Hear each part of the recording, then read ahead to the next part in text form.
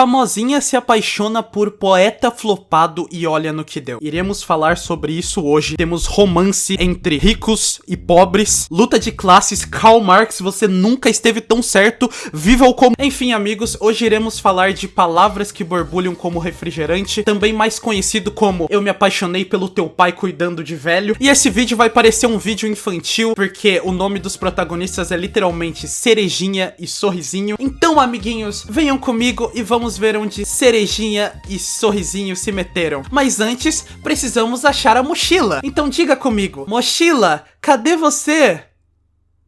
Isso! Agora abre a mochila e pegue todas essas drogas. Basicamente o filme começa apresentando pra gente o protagonista masculino, o Cerejinha, e ele é um cara que gosta de fazer haikais, que são tipo poemas pra vagabundo. Exatamente, você não entendeu errado, são poemas de 3 linhas que são escritos tipo: o sol se põe, a vida nasce, um novo começo. E se você chegar lá no Japão e escrever isso, vão cair japoneses aos seus pés, porque eles vão achar isso muito pica. Mas no fundo é poema pra vagabundo. Então esse é o nosso protagonista, é um escritor de poemas para vagabundos. E no começo do filme também mostra a nossa protagonista feminina, a Sorrisinho, olhando os dentes dela e se sentindo um pouco incomodada, porque ela tem um dentinho mais avantajado, mais saliente. Aí ela fica, eu não sou igual às outras garotas. E aí, não ironicamente, a mina vai trabalhar, vocês sabem com o quê? Ela não gostando do dente dela, sabe do que ela vai trabalhar? Ela faz live mostrando o rosto! Isso nem faz sentido!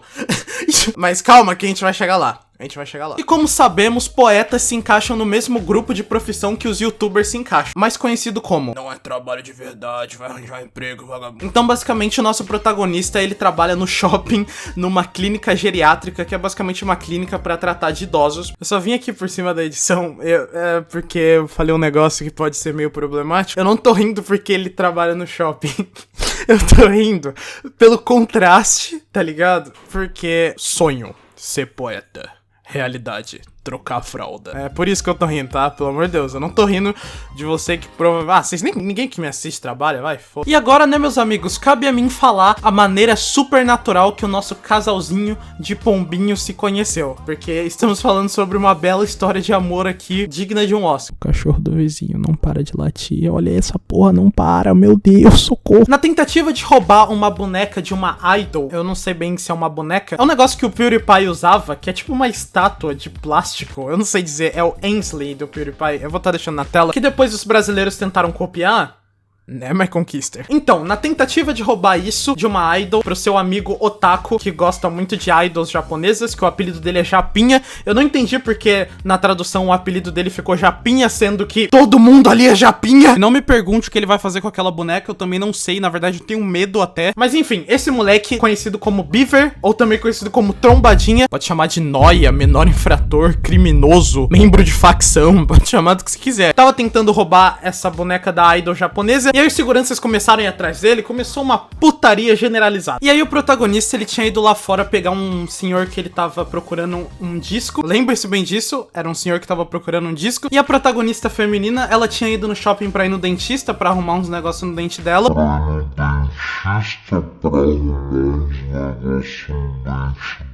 E aí depois de sair do dentista, ela tinha aberto uma live no meio do shopping, em resposta ao que eu tinha falado lá. Ela bota uma máscara na hora de fazer live, porque ela não quer que ninguém veja os dentes dela. E vocês sabem, né, que pro tipo de otaquinho que assiste menina fazendo live IRL fofinha, basta só ter um cabelinho colorido com uma franjinha e pronto. Eles não precisam saber a cara dela. Podia ser um homem. Você, menino que tem cabelo grande, tá perdendo tempo de farmar com o otaku aí. Só bota uma máscara no seu rosto. Então, quando ele tava levando o senhor de volta lá pra clínica geriátrica, ele parou numa corrida de bebê. Por algum motivo, tava rolando uma corrida de bebê no shopping. Não me pergunte por quê. Vocês ouviram o que eu falei, né? Tava literalmente rolando uma corrida de bebê.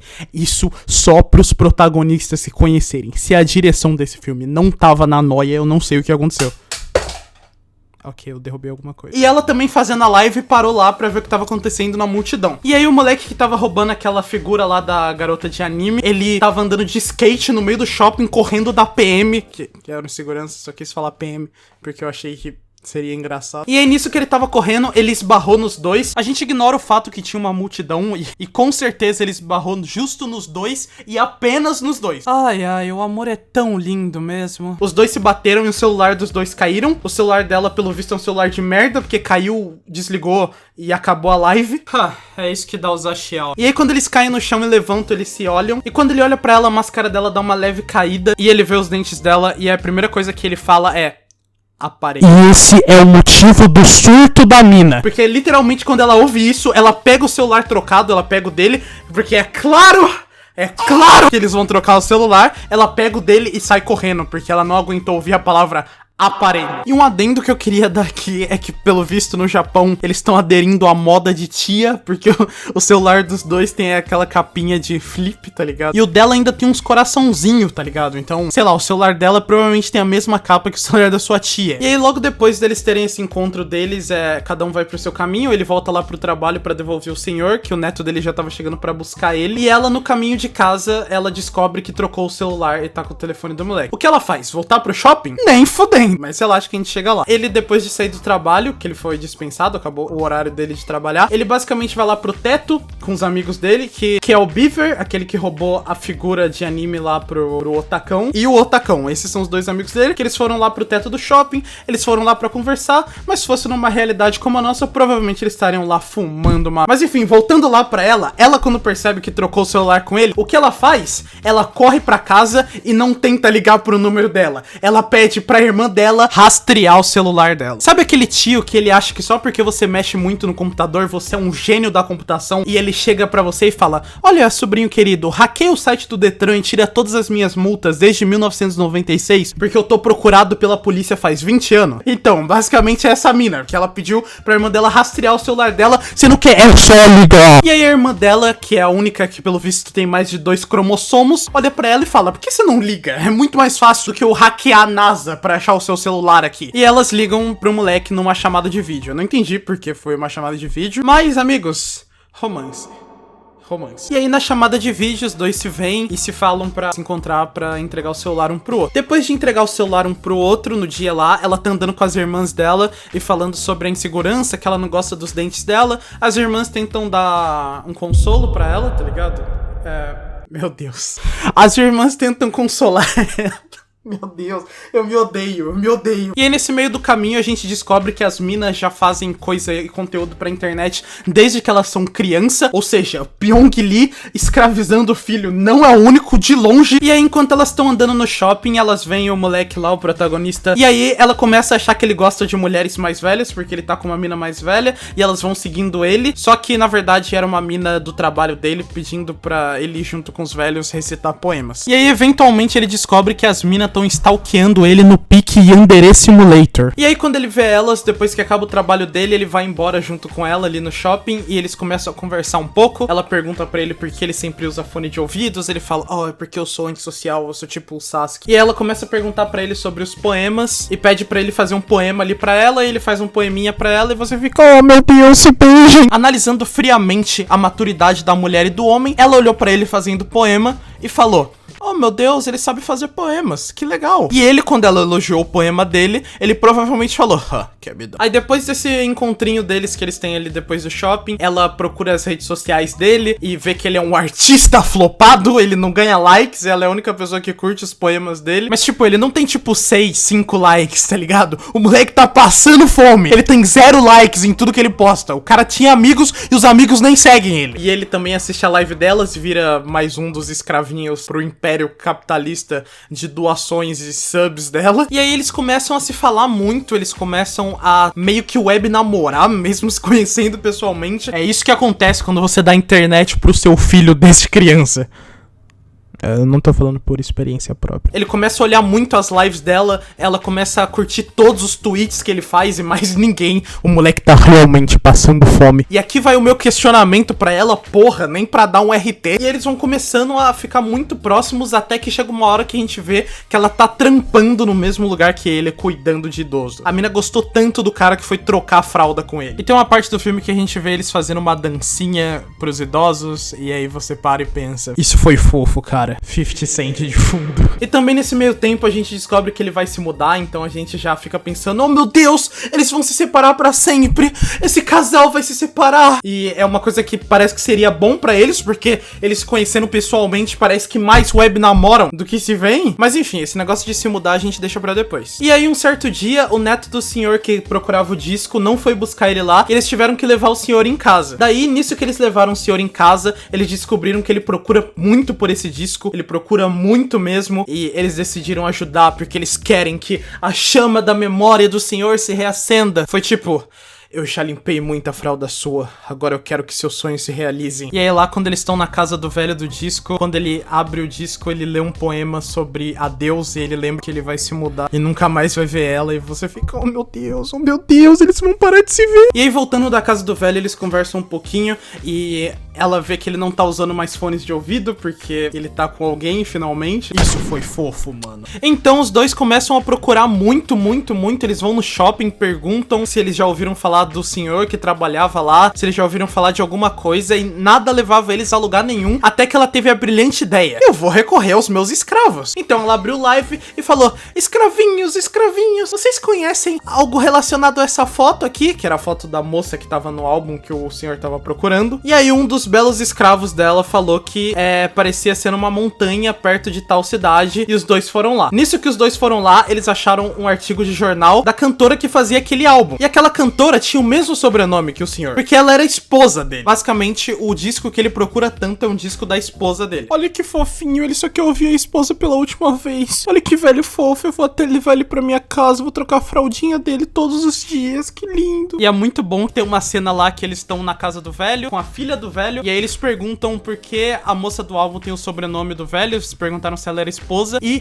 a mulher responde, tipo, ai, minha mãe. Dá pra ver claramente que a mulher morreu, dá pra ver claramente, assim, que a mulher tá morta, e a protagonista pergunta assim, o que aconteceu com ela? Minha filha, a velha tá a 7 palmos debaixo do chão, só você não entendeu ainda. Ah, e uma observação que eu ia fazer é que a mulher do velho que tá na capa do disco, ela tem dentes avantajados igual a Sorrisinho do filme, então ela se sente muito identificada com ela. Então, o Cerejinha, voltando pra casa, ele tá empacotando umas coisas lá no quarto dele, e ele acha um livro jogado no canto, é um livro de palavras pra fazer haikais, que são os poemas que ele faz, e ele vê a palavra que é o nome do disco que o velho tá procurando, Yamazakura, que basicamente é o nome que dão pra pessoas com dente avantajado, igual a moça do álbum e a Sorrisinho. Então depois de ler isso, ele faz um poema pra ela e posta no Twitter. Ele basicamente posta, Yamazakura, eu gosto das folhas que você esconde e o resto eu não lembro e foda. Então você já vê que eles já estão no nível de, ai, eu vou mandar indiretinha pra ela no Twitter. Na verdade o moleque deve ter pensado,